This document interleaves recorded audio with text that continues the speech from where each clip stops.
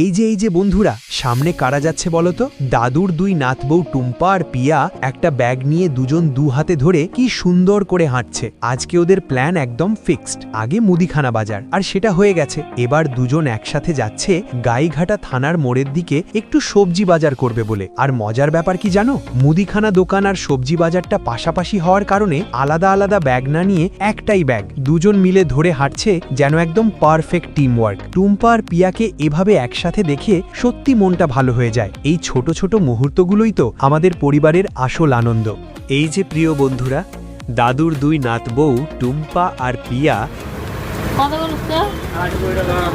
এসে পৌঁছে গেল সবজি বাজারে। এখন দুজনেই ব্যস্ত বাজার করতে। এটাই আমাদের গাইঘাটা থানার মোড়ের সবজি বাজার। আজ দাদু নেই, তবে আমি সুনীল আছি টুম্পা আর পিয়ার সঙ্গে। সংসারের কাজ তো আর থেমে থাকে না। সবজি কিনতে হবে, রান্না হবে, ঘর সামলাতে হবে। এই ছোট ছোট দায়িত্বের মাঝেই লুকিয়ে থাকে পরিবারের আসল ভালোবাসা।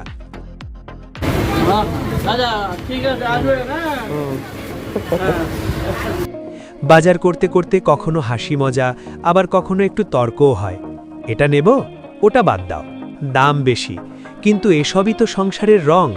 মান অভিমান থাকে, আবার ভালোবাসাও থাকে। বাজারও প্রায় শেষ। এবার সবাই মিলে টোটোতে উঠে বাড়ির পথে রওনা দেব।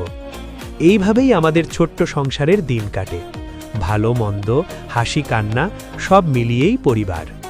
এখানেই আমাদের আজকের ছোট্ট গল্পটা শেষ করলাম। সকলে ভালো থাকবেন, সুস্থ থাকবেন।